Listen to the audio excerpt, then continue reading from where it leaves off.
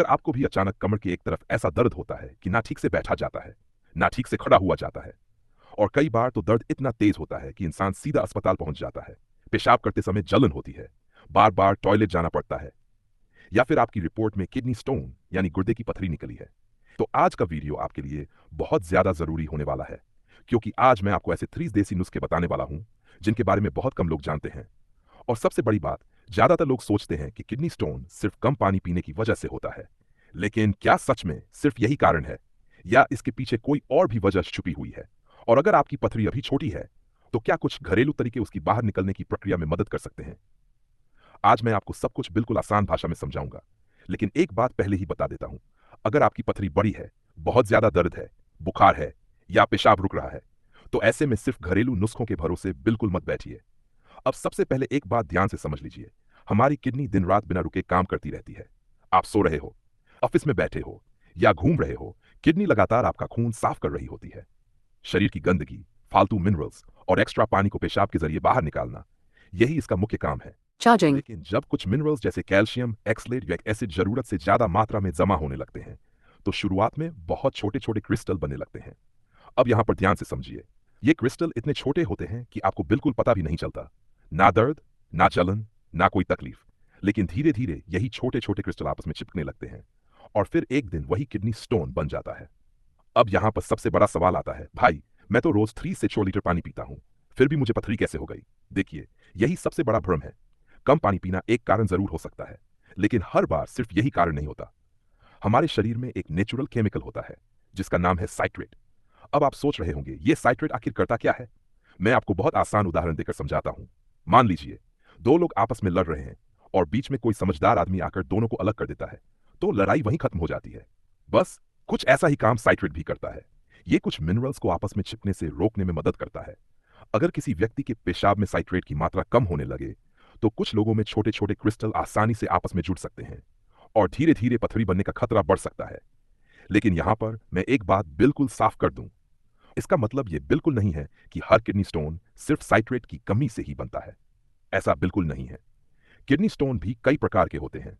कुछ लोगों को कैल्शियम एक्सलेट स्टोन होता है, कुछ लोगों को यूरिक एसिड स्टोन, कुछ लोगों में इंफेक्शन की वजह से स्टोन बनता है, और कुछ मामलों में दूसरी वजहें भी हो सकती हैं। यही कारण है कि बिना जांच करवाए, सिर्फ यूट्यूब देखकर या किसी की सलाह सुनकर खुद से इलाज शुरू करना सही नहीं होता। अब दोस्तों, मैं आपको पहला देसी नुस्खा बताता हूं, जो बहुत आसान है, घर में आराम से बन जाता है, और अगर आपकी स्थिति उसके लिए उपयुक्त हो, तो कुछ लोगों में मददगार साबित हो सकता है। यह है नींबू और जौ का पानी। इसे बनाने का तरीका भी बिल्कुल आसान है। एक बड़ा चम्मच जौ लीजिए, उसे लगभग 3 कप पानी में 10 से 15 मिनट तक अच्छी तरह उबाल लीजिए। उसके बाद उसे छान लीजिए, और जब पानी थोड़ा गुनगुना रह जाए, तब उसमें आधा नींबू निचोड़ दीजिए।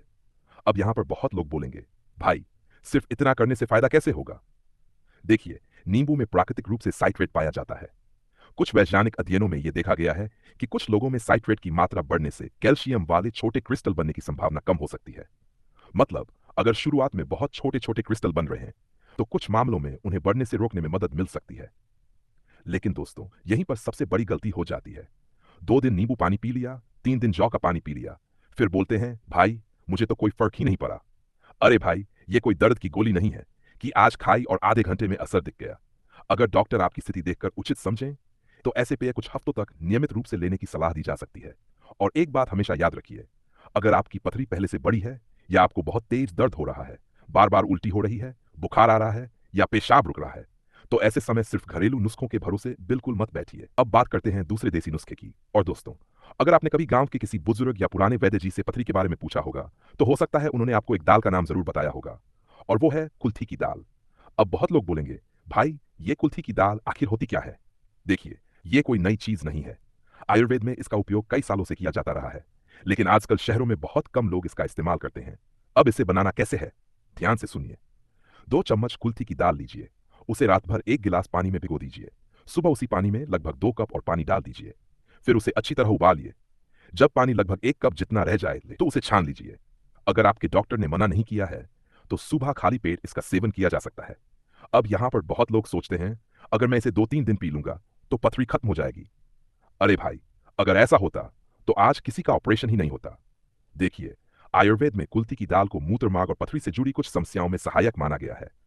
कुछ शुरुआती रिसर्च भी इस दिशा में हुई है, लेकिन अभी इतने मजबूत वैज्ञानिक प्रमाण नहीं है कि इसे हर व्यक्ति के लिए इलाज कहा जा सके। इसलिए इसे इलाज नहीं, बल्कि एक सहायक उपाय की तरह समझिए।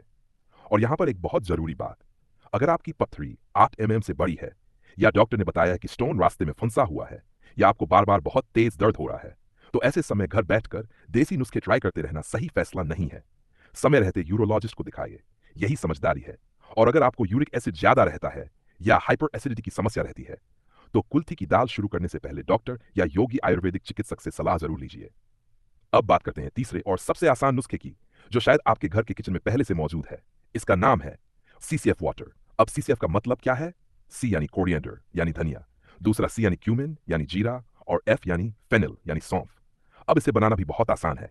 1 चम्मच साबुत धनिया, आधा चम्मच जीरा और 1 चम्मच सौंफ, इन तीनों को 2 कप पानी में डालकर अच्छी तरह उबाल लीजिए। जब पानी लगभग 1 कप रह जाए तो इसे छान लीजिए। अगर डॉक्टर ने मना नहीं किया है तो खाना खाने के लगभग 1 घंटे बाद इसे पिया जा सकता है। अब यहां पर लोग पूछेंगे, भाई इससे फायदा क्या होगा? देखिए, धनिया, जीरा और सौंफ, इन तीनों का उपयोग लंबे समय से पाचन और मूत्र संबंधी कुछ समस्याओं में किया जाता रहा है। कुछ लोगों को इससे पेशाब की जलन कम महसूस होती है, कुछ लोगों को पेट हल्का लगता है और कुछ लोगों को पाचन में भी आराम महसूस होता है। लेकिन दोस्तों, एक बात हमेशा याद रखिए, हर देसी नुस्खा हर इंसान पर एक जैसा असर नहीं करता, क्योंकि हर इंसान की बॉडी अलग होती है, उसकी बीमारी अलग होती है और उसकी पथरी का प्रकार भी अलग हो सकता है। इसलिए किसी और को फायदा हुआ है तो जरूरी नहीं कि आपको भी बिल्कुल वैसा ही फायदा मिले। और अब सबसे जरूरी बात, अगर आप ये तीनों नुस्खे कर रहे हो लेकिन पूरे दिन पानी ही कम पी रहे हो, तो फिर आपको पूरा फायदा मिलने की उम्मीद भी कम हो जाती है। अगर आपके डॉक्टर ने किसी दूसरी बीमारी की वजह से पानी कम पीने की सलाह नहीं दी है, तो पूरे दिन पर्याप्त मात्रा में पानी पीना बहुत जरूरी माना जाता है, क्योंकि पर्याप्त पानी पेशाब को पतला रखने में मदद करता है, जिससे कुछ प्रकार की पथरी बनने का खतरा कम हो सकता है। और दोस्तों, अगर आपकी पथरी 8 mm से बड़ी है, तेज दर्द है, बुखार आ रहा है, बार बार उल्टी हो रही है या पेशाब रुक रहा है, तो सिर्फ घरेलू नुस्खों के भरोसे बिल्कुल मत बैठिए। ऐसे समय तुरंत किसी अच्छे यूरोलॉजिस्ट से संपर्क कीजिए। दोस्तों, उम्मीद करता हूं कि आज की जानकारी आपको जरूर पसंद आई होगी और कुछ नया सीखने को मिला होगा। अगर वीडियो अच्छी लगी हो तो इस वीडियो को एक लाइक जरूर कर दीजिए। और आपका इस वीडियो से जुड़ा कोई भी सवाल हो, या फिर आप किसी दूसरे टॉपिक पर वीडियो देखना चाहते हो, तो नीचे कमेंट बॉक्स में जरूर लिखिए। मैं आपके हर कमेंट को पढ़ता हूं।